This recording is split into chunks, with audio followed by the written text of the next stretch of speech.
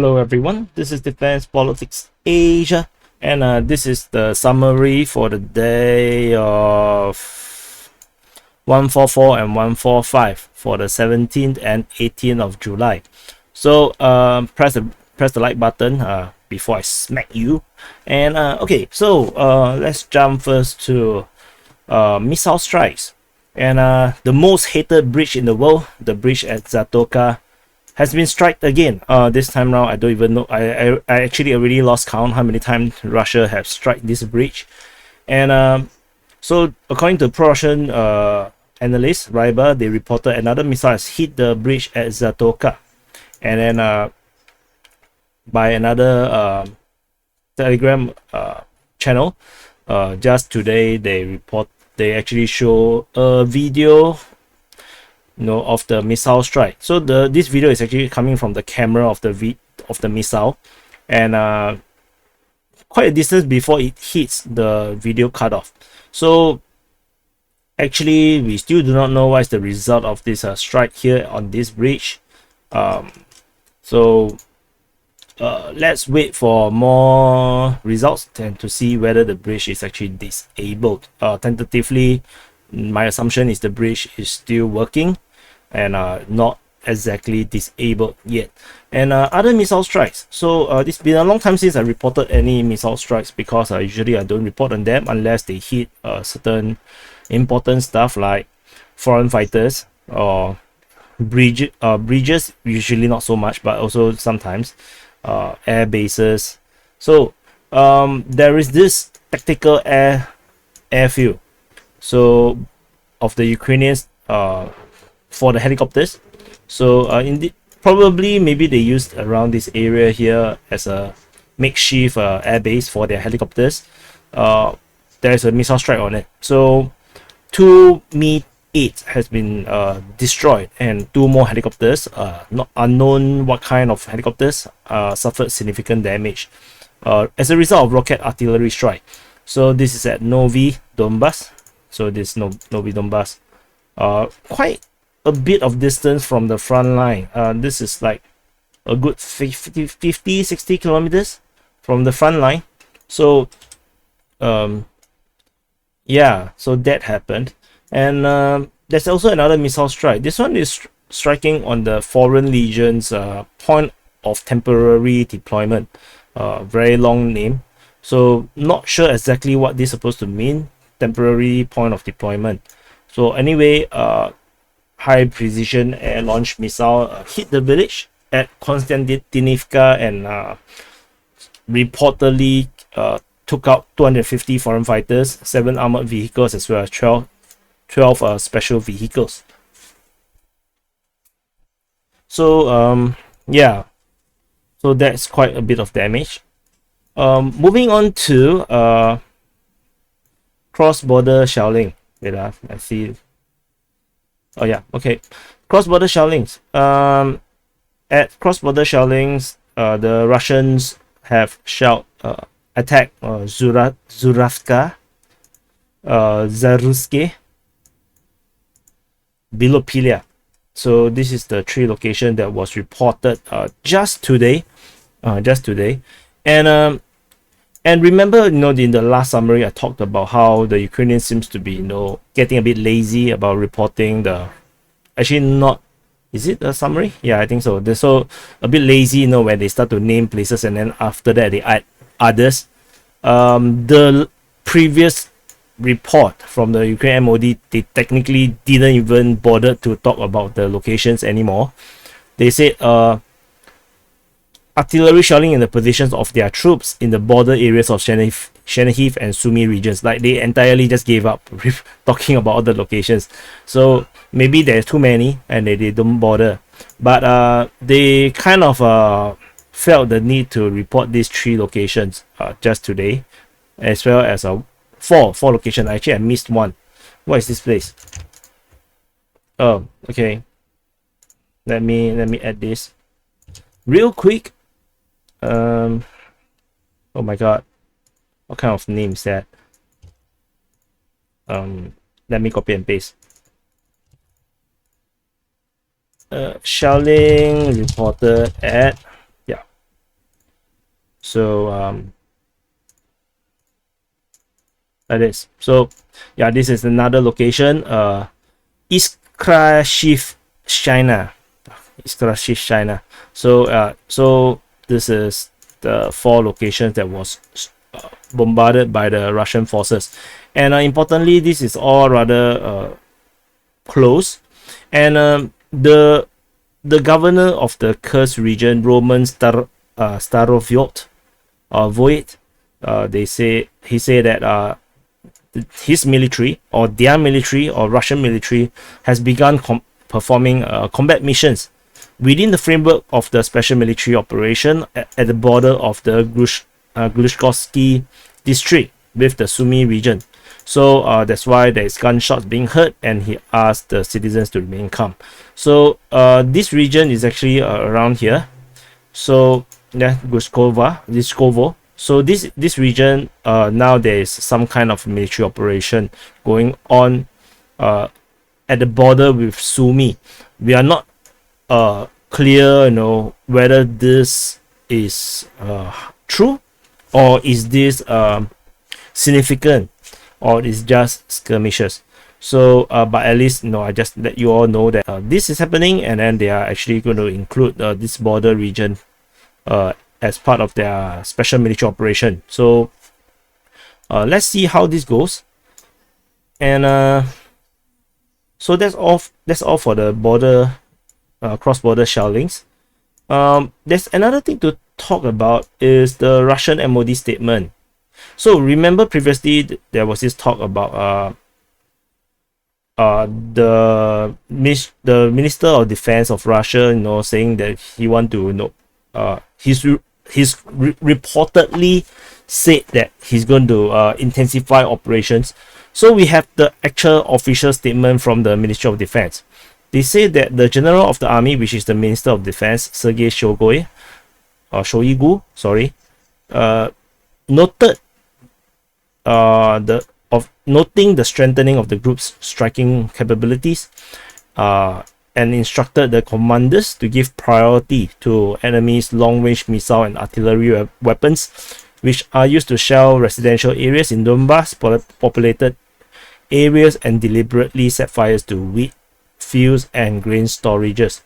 So so I rephrase, what is this, is that the Russian Ministry of Defense is acknowledging that the Ukrainian artillery and missile troops are starting to give the Russian troops a lot of problems, and also that there are also rumors, murmurs within the Donbass region population, the civilians, that they are getting a bit sick of the daily bombardments or shellings from the Ukrainian forces, especially those at Donetsk city, because since the start of the special military operation by Russia on Ukraine, they would have expected the Russians to push the Ukrainians further away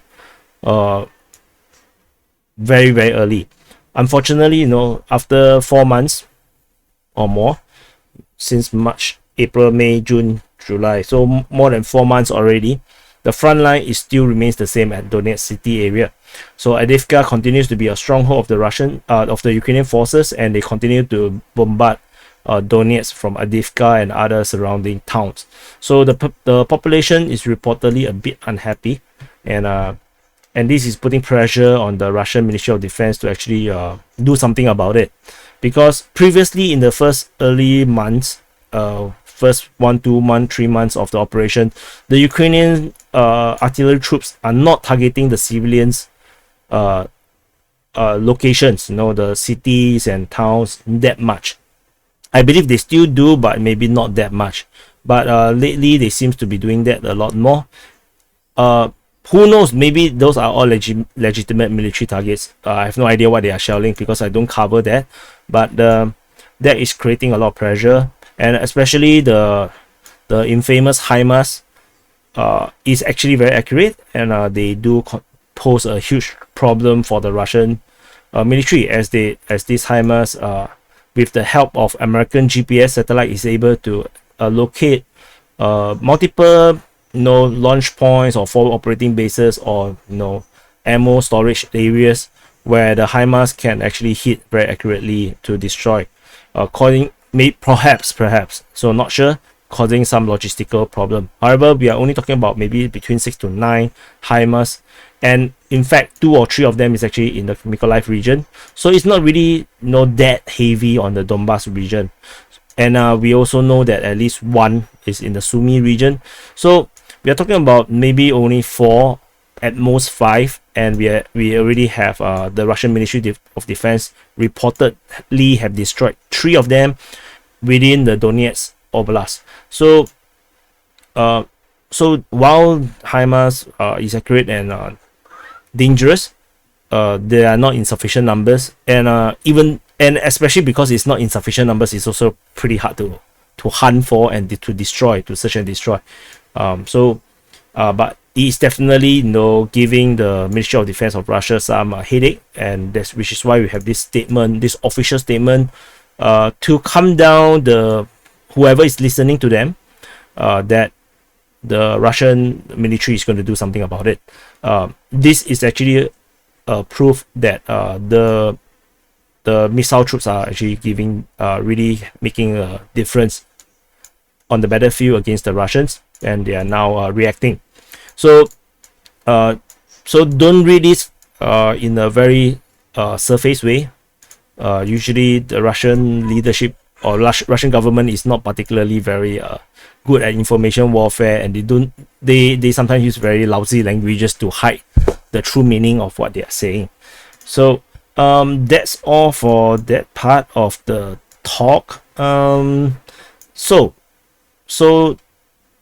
I've covered this at the Odessa front, where we have the missile strike on Zatoka. So now we go on to Mykolaiv region. In the quick update, I have reported that the Ukrainian forces controls Balakliya as well as Velike Artakove. So these 2 locations previously was entrenched by the Russian forces after they conducted a counteroffensive, pushing the Ukrainian forces back out into Mykolaiv region, out of Kherson region again. Then after that, there was this very long period that we do not know what is happening around here. The Ukrainians launched another offensive, but we did not know whether they have captured Balakliya as well as Velike Artakove.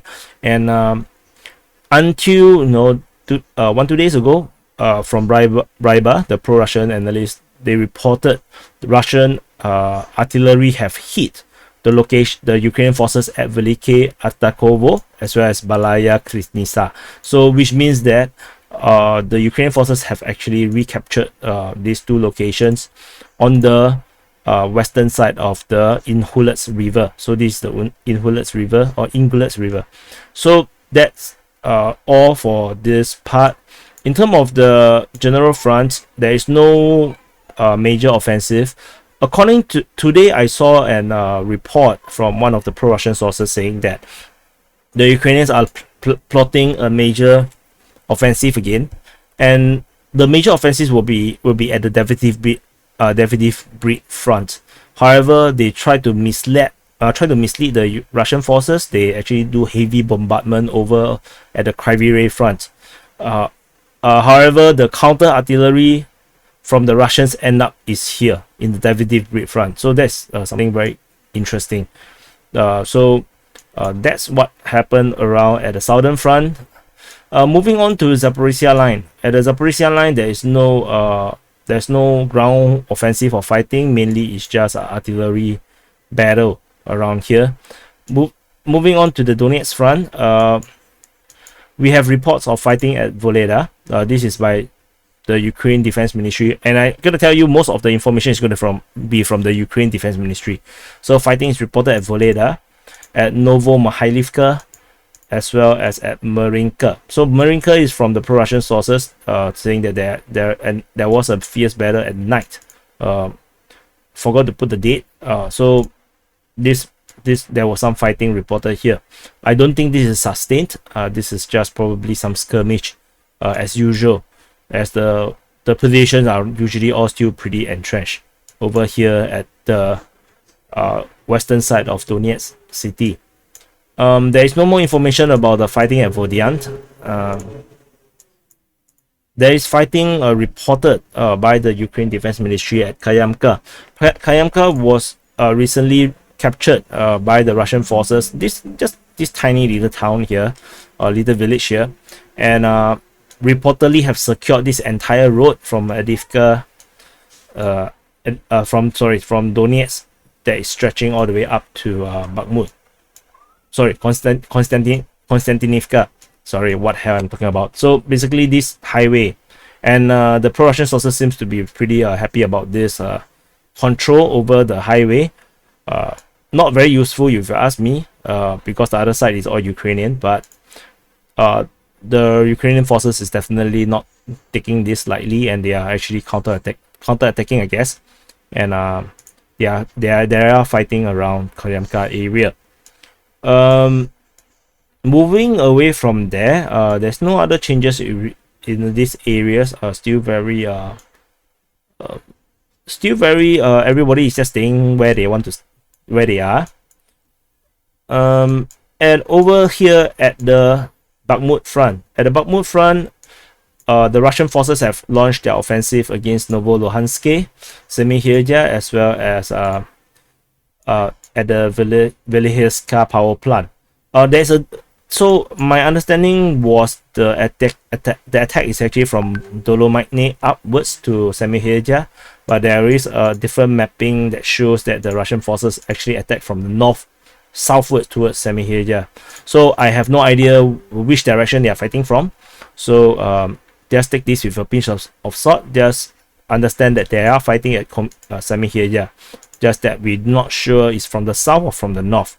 There is rumors that the Russian forces have captured half of Novoluhansk. Half. So Novoluhansk is not particularly huge as well. If you look at this map here, it's not a very big town. But it's very well entrenched. So the rumors is that they have captured half. I will just say, pour some soya sauce on it. We need to be a bit salty about it. In terms of the power plant area, the Russian forces is said to be on the outskirts, which is already what we have marked.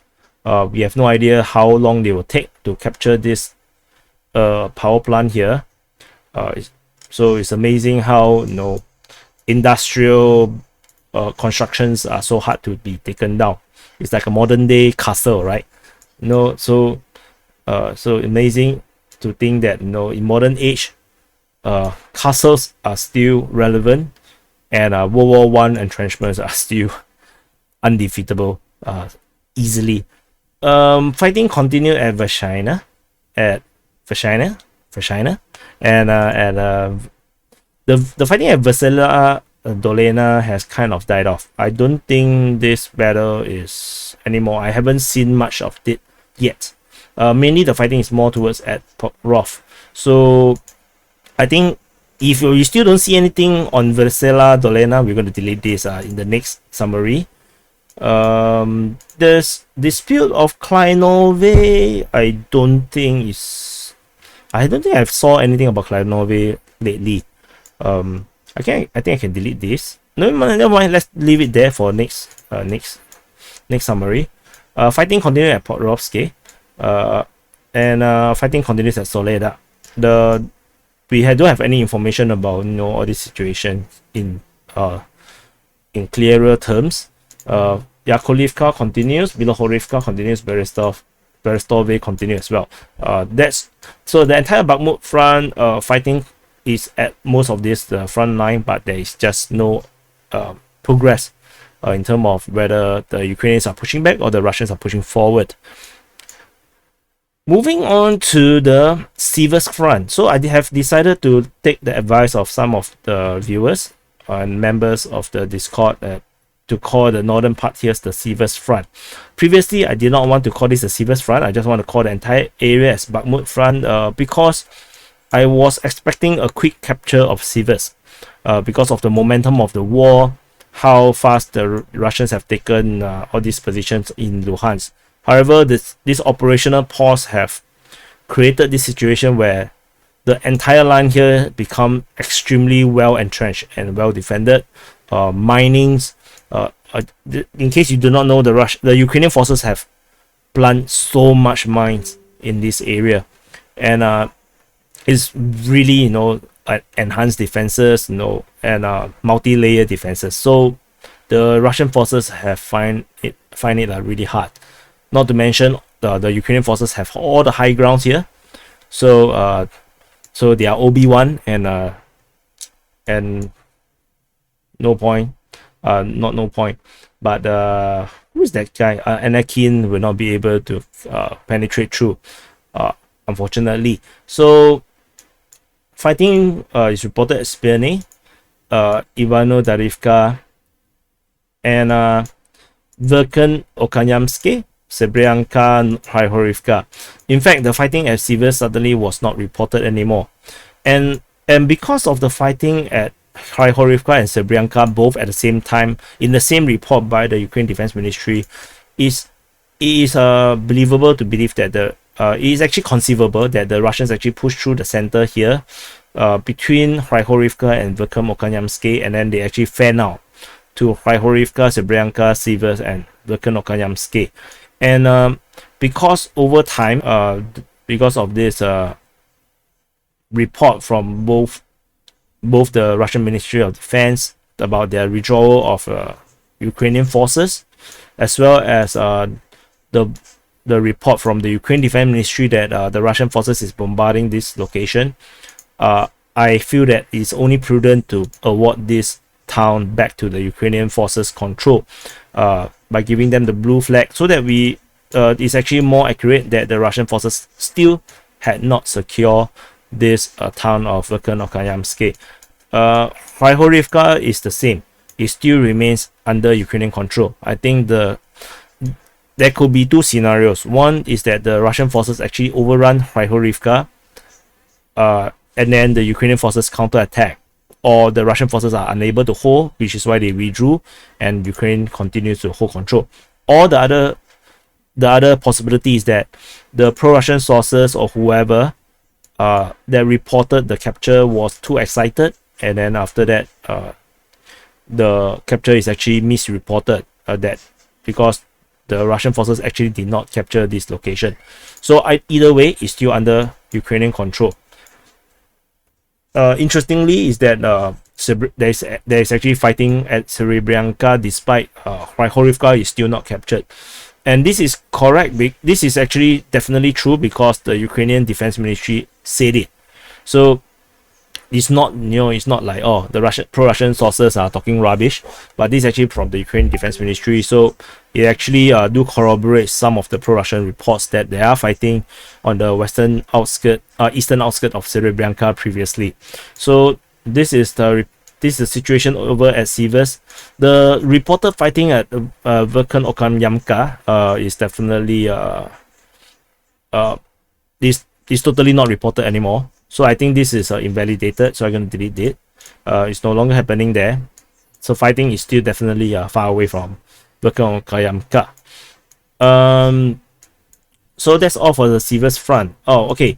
Not all. There is reinforcement reported at Vimka, as well as at Periznoye or Perizne. This is by pro-Russian sources saying that the Ukrainian forces is strengthening their second line of defense in case there is a breakthrough from Ivano-Darivka and Berestove. So Ivano-Darivka is here, Berestove is here. So the reinforcement is now at Vimka to prepare in case Ivano-Darivka line falls, and Perizne here is strengthening in case Berestove's fall, and then the Russian forces can actually penetrate through this entire farmland all the way down here to Perizne, bypassing Vesely, because perhaps Vesely is the line that will be facing the troops at Bilohorivka. So perhaps that's how they look at it. Moving on to the Izyum Front, there is no updates regarding the situation here. Everything is still a blur around here. there is some, I'm not sure if I mentioned this, there are some pro-Ukrainian sources reported that the Ukrainian forces have captured Kuruka and Dubrovne, and then they are celebrating it. I just want to just repeat this that I've already mentioned on Twitter, that these two locations have been Ukrainian for a very, very long time. So to celebrate the capture of your own location is just a little bit awkward. Moving on, there is fighting reported at Husarivka. This is by the Ukraine Defense Ministry. This is the latest report. They say that after an airstrike from the Russian forces near Husarivka, the Russian forces went on an offensive, but they were met with a dense fire and they withdrew. So this is unusual because Husarivka has been largely ignored by the Russians for a very, very long time. The Russians happily hold position at Balakliya, and it's interesting that they are actually now pushing for Husarivka. But let's see how this goes. Moving to the Kharkiv Front, the ancient happy front, I have no updates. Yeah, so fighting continues at Udi or Uda. Vyslizhny fighting, I haven't really seen much of that recently. Prudianka, yes. Pitomnik, yes. There's definitely fighting at Dementivka because there is footage coming out from the pro-Ukrainian side that they have captured some Russian troops, and there was maybe a squad leader or a low-rank commander that was captured, and he was given medical care. So that's nice. That's the first time I saw a POW from the Russian side getting given medical care. Like there's medical base with medical machineries on the side. That's actually the first time I saw it. Usually Russian troops are pretty sad when they are actually captured by the Ukrainian side. Veliki Prokhody, somewhat, and Verkhny Saltiv is still pretty much in the skirmish zone. This question marks is no longer valid. I think they are firmly correct, except for Bayrak. We are not sure about Bayrak around here. So this is the situation here at the Kharkiv area.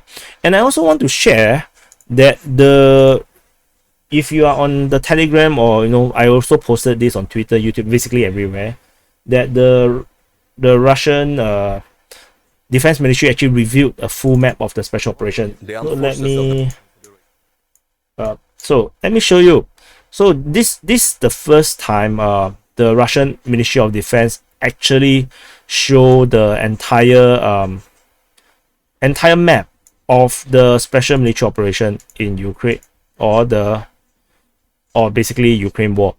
The mapping shows all the entire front. They go all the way from the southern front over here, Zaporizhzhia Line. So this part is, you can see the zoom in of the Zaporizhzhia Line around here. This is Velika Novosibirsk, and I think this is Orikov or something. Then this is Novo. This is what P. Forgot already. Anyway, yeah, my Russian alphabet is still pretty bad. I'm still trying to learn. And this is Donetsk, and you can see Kramatorsk here, and then this is the Zaporizhzhia one. You can actually go further. You can see they zoom in here over at the Odessa front. They mentioned about hitting the bridge at Zatoka, as well as some other locations that they actually missile strike. And then they actually zoom in over here, but this is not a dynamic map. This is actually like a PowerPoint map. So as such, everything just blow up, so that we can't really see very clearly the front line. So I will need so that's why in this summary I have not reflected this entire new mapping that we are getting from the Ministry of Defense of Russia. It will take me a few hours to go through front by front, location by location, to see what's the difference between the MOD Russian map versus our map. And most importantly is the front line in less reported regions, between Izyum and Kharkiv area. this area, the mapping I already seen is a bit different from what I have. I want to know more about the Zaporizhzhia Line region, the Velika Novosibirsk region, perhaps even the region over at the southern front, where I want to see where exactly they put their front line, especially here, in the Mykolaiv area. So it will take me a few hours to go through. Unfortunately, we are not going to get a very good front line here over at the Bakhmut and Siversk Front, as even the Izyum Front, because they just covered it with words. So you're going to take me some time, because even the translation, this is all Russian names. This is not the Ukrainian names. So some of the spellings are actually different. So so it will take me a little bit of time to try to figure out, where are the front lines according to the Russian MOD. But this is really significant. You don't understand how significant this is. The Russian MOD never shows the maps. The last time they showed the map was actually here at the Donetsk Front. Here, this area, only this area, and the northern part of Donetsk. This area here and this area here, they show where are all the Ukrainian positions, their entrenchments. And after that, because when they reported that the Russian forces was on the roll, you see, they were moving northward from Mariupol region. They are moving northward very quickly, and they are already at the this area southwest of Donetsk city, and they were moving really fast. So they were probably feeling very confident. They were talking about the Ukrainian positions, and after that, they immediately were stuck at this area. They are no longer able to push forward anymore. The front line became stagnant, and they no longer report any form of maps. I have never seen any more maps from the Russian Ministry of Defense since, and it's like months of fighting without the Russian Ministry of Defense showing any form of maps. So this map is very precious. This helps us to have a clearer understanding of where are the front lines are, based on the perspective of the Russian Ministry of Defense. And don't expect the Ukrainian Ministry of Defense to show any form of mapping. They never ever show mappings.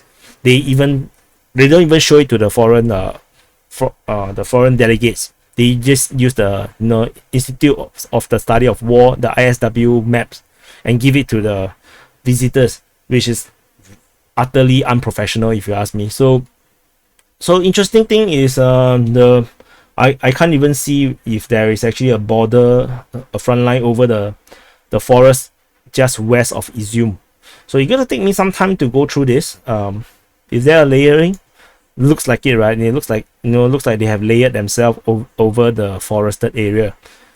So no idea. So many icons everywhere. So I also very interested into seeing the Kharkiv Front area. Let me scroll through. Where's the Kharkiv Front? Where's the map? So if you look at the Kharkiv Front, right, also very curious. They only have this little bit of area they put north of Kharkiv, but the fighting is actually around here, this area.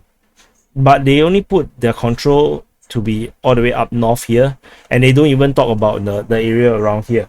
They didn't even color it. They only color only on the eastern shore of the river. So which is why I also want to highlight that while the Russian MOD are being very gracious to show us their maps, this map can be inaccurate. It can be actually purposely have some errors here and there to hide their positions away from the public eye, because this is public. This is totally public now, public information now. And of course, definitely the Ukrainian Defense Ministry will be studying the map to reflect and compare with their own mappings. So some of the mapping is definitely not going to be the most accurate. Let's see how this goes. I just thought this is a very interesting development. Unfortunately, I'm unable to put it into the mapping here, because it will take me a long time, and this summary cannot drag. If not, you will get very confused about some of the developments around here. So anyway, this is the summary for the day of 144 and 145, 17 and 18 of July. And all the new DPA channels are all live now. It's all searchable now already, and they are already subscribers. The DPA Analytics, DPA IRL, DPA Conversations, as well as DPA Gaming. The content will slowly come in as I try to figure out how to manage my time and how we go about doing it. And this to create all these channels also actually reduce my income, because most of you guys are in this channel, so my revenue actually coming from only this channel. But I feel that there's a need to help you guys to separate the content better, so that you can actually watch things that you want to watch, and not be not have the things that you want to watch get flooded away by endless news and war reporting. So anyway, this is the summary, and I will see you in the next update.